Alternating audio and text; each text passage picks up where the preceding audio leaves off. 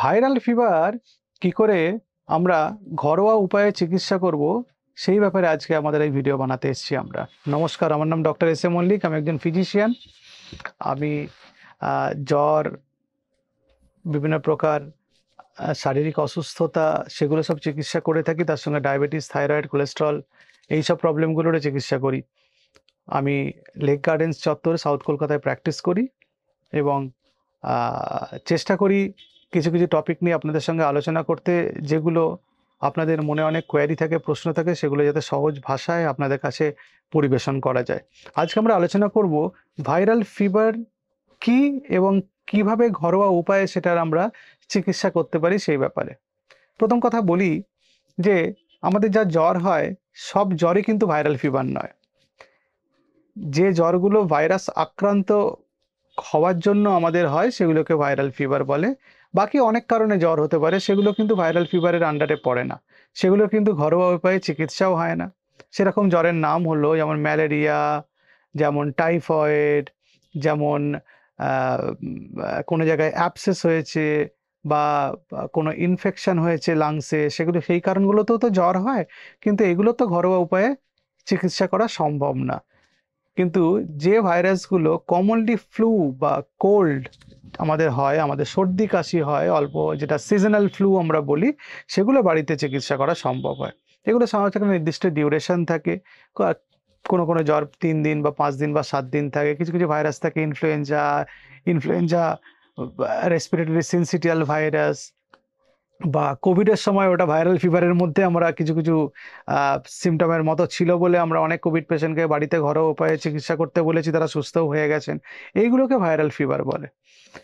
এখন এই viral fever কেন ভাইরাল ফিভার? প্রথম কথাটা, ভাইরাস দিয়ে হয়েছিল এবং এটা সর্দি কাশি থাকে। সাধারণত এই ভাইরাল ফিভারগুলোতে আমাদের গায়ে ব্যথা হয়, জ্বর হয়, সর্দি কাশি, গলা ব্যথা হতে পারে এবং জয়েন্ট পেন কারো কারো হতে পারে। সুতরাং জ্বর হলো এবং জয়েন্ট পেন হচ্ছে, আমরা সঙ্গে সঙ্গে ডেঙ্গু বা চিকুনগুনিয়া না ভেবে আমরা ভাইরাল ফিভারও ভাবতে পারি। এই ভাইরাল ফিভারের একটা নির্দিষ্ট কোর্স আছে। কোনো কোনো ভাইরাল ফিভার 3 দিন, কেউ 5 দিন, কেউ 7 দিন থাকে এবং আপ টু 14 ডেজ অবধিও থাকতে পারে বা 14 দিন অবধিও থাকতে পারে, আমরা সেটা দেখেছি। এই ভাইরাল ফিভারের কোর্সের আপনি কোনো ওষুধ খাইয়ে কমাতে পারবেন না। এর একটা নির্দিষ্ট কোর্স আছে। আপনাকে সিমটোম্যাটিক ট্রিটমেন্ট করতে হবে, কিছু ওষুধ খেতে হবে, কিছু ঘরোয়া উপায়ে এই সিমটমগুলো রিলিফ করার ব্যবস্থা করতে হবে এবং আপনি যাতে সুস্থ থাকেন, শরীর যাতে তরতাজা থাকে, সতেজ থাকে, তার জন্য কিছু উপায় অবলম্বন করতে হবে। এরপরে আমরা ছোট্ট করে জেনে নিই কেন ভাইরাল ফিভারের জ্বর আসে। আমরা কোনো একটা ভাইরাস শরীরে ঢুকলো, সেটা একটা নিঃশ্বাসের সঙ্গে ঢুকলে, বেশিরভাগ ভাইরাল ফিভারিতে এয়ারবোর্ন হয়, নিঃশ্বাসের মধ্যে ঢুকলো, ঢুকে আমাদের নাক গলায় অনেক সিকিউরিটি গার্ডস আছে, লিম্ফয়েড সিস্টেম অনেক সেই ভাইরাসগুলোকে ক্যাপচার করে আমাদের রক্তের মধ্যে নিয়ে আসলে আমাদের রক্ত, ওই ভাইরাসগুলো তো আননোন বডি, বাইরের লোক, তাকে তো বডির সিকিউরিটি গার্ডস চেষ্টা করবে মেরে ফেলতে। তখন তাদের মধ্যে একটা যুদ্ধ হয়, এটাকে বলে activation of the immune system. এই যুদ্ধ হওয়ার জন্য কিছু কেমিক্যাল মিডিয়েটার্স বা কিছু কেমিক্যাল আমাদের ব্লাডে রিলিজড হয়। এই কেমিক্যালের জন্য আমাদের জ্বর আসে। এই কারণে ভাইরাল ফিভার হলে আমাদের জ্বর আসে। এবার নেক্সট প্রশ্ন আপনারা আমাকে করবেন, আমি জানি, সেটা হচ্ছে আমাদের শরীরে কত টেম্পারেচার হলে বুঝবো যে জ্বর হয়েছে। নর্মালি আমাদের শরীরের তাপমাত্রা 98.6 বা তার নিচে হতে হয়। এটা ওরাল টেম্পারেচারের কথা বলছি আমরা, 98.6 বা তার নিচে। তার বেশি যদি হয় তাহলে ফিভার। সাধারণত আমরা 99 বা তার উপরে হলে ফিভার বলি। এবার 98.6, এই 98.7 হয়ে গেলেই মানে জ্বর শুরু হয়ে গেল তা নয় কিন্তু। কখনো কখনো এমনিও বডি বিভিন্ন কারণে গরম থাকে, জামা কাপড় পরি, এনভায়রনমেন্টাল টেম্পারেচার বা চারিপাশের যে টেম্পারেচার সেগুলোর জন্য গরম থাকে। সুতরাং 99 বা তার উপরে উঠলে আমরা জ্বর বলতে পারি। নেক্সট আমরা জ্বর কখন বুঝবো যে ঝামেলা হচ্ছে, ডাক্তারের কাছে যেতে হবে। প্রথমে বাচ্চাদের কথা বলে নিই। বাচ্চাদের যাদের 0 থেকে 3 মাসের মধ্যে বয়স, তাদের 100.4 ডিগ্রির বেশি জ্বর হলেই ডাক্তারের পরামর্শ নেওয়া উচিত। কারণ ওরা তো সিমটম অত কিছু বোঝা যায় না, ফলে অসুবিধা হবে আপনার জটিলতা বুঝতে। এবার 3 মাস থেকে 6 মাসের বাচ্চা যাদের বডির টেম্পারেচার 101-এর বেশি, 101 ডিগ্রি ফারেনহাইটের বেশি, কিন্তু সে একটু বেশি ঘুমাচ্ছে বা একটু ইরিটেটেড, খাচ্ছে না, খুব কাঁদছে, তাহলে ডাক্তারের কাছে যেতে হবে, বুঝতে হবে বাচ্চার কোনো অসুবিধা হচ্ছে। আর যেসব বাচ্চার বয়স 6 মাস থেকে 2 বছরের মধ্যে, তাদের 101 ডিগ্রি ফারেনহাইটের বেশি, বা তারা ওষুধ খাচ্ছে কিন্তু জ্বর কমছে না, তারা মার সাথে আই কন্ট্যাক্ট করছে না, অথবা তারা খাবার খেতে পারছে না, অথবা খুব ইরিটেটেড হয়ে আছে, অথবা তাদের গায়ে র্যাশ হয়েছে, তাহলে ইমিডিয়েটলি ডাক্তারের কাছে যাওয়া উচিত। আর 2 বছর থেকে 6 বছর যদি বাচ্চার বয়স হয় বা 2 বছরের উপরে বয়স, তাহলে তার এই সিমটমগুলোর সঙ্গে র্যাশ, ডায়রিয়া বা নসে বা ভমিটিং থাকলে ডাক্তারবাবুর কাছে যেতে হবে। এবার বড়রা, তারা কখন ডাক্তারের কাছে যাবে? যদি জ্বর 101-এর বেশি থাকে এবং সেটা 3 দিন হয়ে গেল, ওষুধে কমছে না তখন, অথবা খুব মাথা ব্যথা করছে, গায়ে খুব র্যাশ এসছে, বা আলো সহ্য করতে পারছেন না, বা ঘাড় শক্ত হয়ে গেছে, বা বমি হচ্ছে মাঝে মাঝে, বুকে ব্যথা বা পেটে ব্যথা হচ্ছে, অথবা কনভালশন বা তড়কা বা সিজার হলো, বা শ্বাস নিতে যদি অসুবিধা হয়, এই সিমটমগুলো থাকলে আপনাকে ডাক্তারবাবুর কাছে গিয়ে চিকিৎসা করাতে হবে।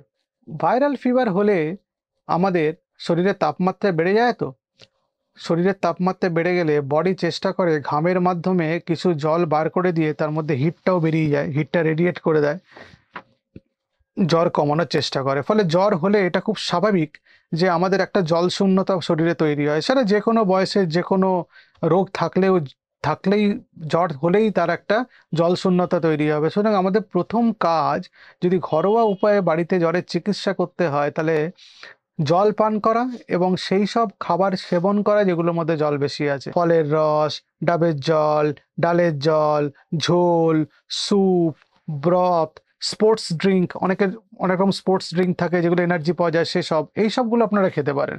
এগুলো আমাদের শরীরে জলের পরিমাণ বাড়িয়ে দেবে। এবার অনেকে জিজ্ঞেস করেন, ডাক্তারবাবু কতটা জল খাবো? ধরুন আপনি পূর্ণবয়স্ক এবং আপনার সারাদিনে আপনি আগে জল খেতেন 2.5 লিটার, তাহলে আপনার জ্বর হলে যদি বমি বা লুজ মোশন না হয়, তাহলে অ্যাটলিস্ট আরও 1 লিটার জল আপনাকে অধিক খেতে হবে। যদি বমি লুজ মোশন হয়, তাহলে আরও বেশি জল খেতে হবে, কারণ শরীর থেকে জল বেরিয়ে যাচ্ছে, তো আপনাকে সেই জলটা আপনার শরীরের মধ্যে ইনটেক করতে হবে। নেক্সট হচ্ছে, জ্বর হলে আপনাকে রেস্ট নিতে হবে। জানেন, আপনার জ্বর হয়েছে, আপনি প্যারাসিটামল খেয়ে বা জ্বর কমানোর ওষুধ খেয়ে খেয়ে অফিস করছেন। প্রথম কথা, এটাতে আমি স্ট্রংলি আপত্তি জানাই যে জ্বর হলে আপনাকে রেস্টে থাকতে হবে। রেস্ট জ্বর কমাতে হেল্প করে, কারণ অ্যাক্টিভিটি করলে জ্বর বেড়ে যেতে পারে। আমরা সাধারণত 7 ঘন্টা ঘুমাই, জ্বর হলে আমরা 9 ঘন্টা ঘুমাতে বলি। এবং যারা এক্সারসাইজ করেন, জিমে যান, তারা জ্বর হলে ওই সময়টা এক্সারসাইজ বন্ধ রাখুন, জিমে যাওয়া বন্ধ রাখুন। বাড়িতে আছেন বলে সারাদিন বিছানায় শুয়ে থাকতে বলছি না, আপনি বাড়িতে নর্মাল চেয়ারে বসে রেস্ট করুন, মুভি দেখুন, ঘুম পেলে ঘুমান, কিন্তু কাজ করবেন না, যাতে অ্যাক্টিভিটি, স্ট্রেস, মেন্টাল স্ট্রেস এগুলো না বেশি হয়। ফিজিক্যাল স্ট্রেস, মেন্টাল স্ট্রেস দুটোই সমান গুরুত্বপূর্ণ, জ্বরে দুটোকেই কমিয়ে আনতে হবে। ওভার দ্য কাউন্টার যে ওষুধগুলো পাওয়া যায় জ্বরে, আপনি খেতে পারেন। প্যারাসিটামল গ্রুপের ওষুধ খাওয়া ভালো, পেন কিলার না খাওয়া ভালো, কারণ ডেঙ্গুতে পেন কিলার খেলে প্লেটলেট কম হয়ে আপনার ব্লিডিং হতে পারে। সুতরাং আপনি তো জানেন না জ্বর শুরু হয়েছে, সঙ্গে সঙ্গে তার টেস্ট করে ডেঙ্গু আছে কি নিয়ে আপনি জেনে নেননি। সুতরাং শুধু প্যারাসিটামল খাবেন। খুব গায়ে ব্যথা করলে প্যারাসিটামল একটু বেশি ডোজে খেতে পারেন, কিন্তু পূর্ণবয়স্ক লোকে সারাদিনে 4000 মিলিগ্রামের বেশি প্যারাসিটামল খাওয়া উচিত না, এটা মাথায় রাখতে হবে। প্যারাসিটামল বডি ওয়েটের ওপর ডিপেন্ড করে তার ডোজ। 15 মিলিগ্রাম/কেজি বডি ওয়েটে প্যারাসিটামলের ডোজ হয়। সারাদিনে আপনি 4 বার প্যারাসিটামল খেতে পারেন বা ম্যাক্সিমাম 5 বার খেতে পারেন, কিন্তু আপনি যদি পূর্ণবয়স্ক হন বা আপনার 60 কেজির উপরে বডি ওয়েট হয়, তাহলে 4000 মিলিগ্রামের বেশি প্যারাসিটামল খাওয়া উচিত নয়। শিশুদের প্যারাসিটামলের ডোজ নির্দিষ্ট আছে, এবং সেটা শিশুদের চিকিৎসক যারা আছেন তাদের পরামর্শ মেনেই নেবেন। তবে 15 মিলিগ্রাম/কেজি এটা সবার জন্য ডোজ। অনেকে অ্যাসপিরিন জাতীয় জিনিসও খান জ্বর হলে, কিন্তু স্ট্রিক্টলি বাচ্চাদের ক্ষেত্রে অ্যাসপিরিন জাতীয় ওষুধ ইউজ করা উচিত না, কারণ রেই সিনড্রোম বলে একটা রোগ হতে পারে, যেটা ডেঞ্জারাস। সারাদিনে রেকমেন্ডেড ডোজের বেশি প্যারাসিটামল খাবেন না, যেটা আমি একটু আগেই বললাম, 15 মিলিগ্রাম/কেজি সারাদিনে পূর্ণবয়স্ক বা 60 কেজির উপরে বডি ওয়েট হলে 4000 মিলিগ্রামের বেশি নয়। এবং যতবার প্যারাসিটামল খাচ্ছেন এবং যে ডোজে আপনি খাচ্ছেন এবং যখন খাচ্ছেন একটা কাগজে লিখে রাখবেন, কারণ জ্বরের সময় আমরা অনেক জিনিস ভুলে যাই, আমাদের একটা কনফিউশন তৈরি হয়, ভুলে যাই খেয়েছি কিনা, কবার খেয়েছি, সেটা কাগজে লিখে রাখবেন। যখন কিছু কিছু জ্বর খুব সিভিয়ার হয় তখন অ্যান্টিভাইরাল খেতে হয়, কিছু কিছু ইনফ্লুয়েঞ্জা এগুলোতে, সেগুলো বাজারে কিনতে পাওয়া যায়, ডাক্তারবাবু পরামর্শ মেনে খেতে হবে, নিজে থেকে কিনে খাবেন না। কিছু কিছু হার্বাল জিনিসপত্র আছে যেগুলো জ্বর কমাতে সাহায্য করে, কিন্তু সেগুলো বাচ্চাদের ক্ষেত্রে আমি খেতে না বলি এবং সেগুলো বড়দের ক্ষেত্রে মোটামুটি সেফ। একটা হচ্ছে মরিঙ্গা। মরিঙ্গা একটা anti inflammatory, anti bacterial, antiviral property আছে এবং বডির ইমিউনিটি বাড়াতে সাহায্য করে এবং উইকনেস কমাতেও সাহায্য করে, সেটা খাওয়া যেতে পারে।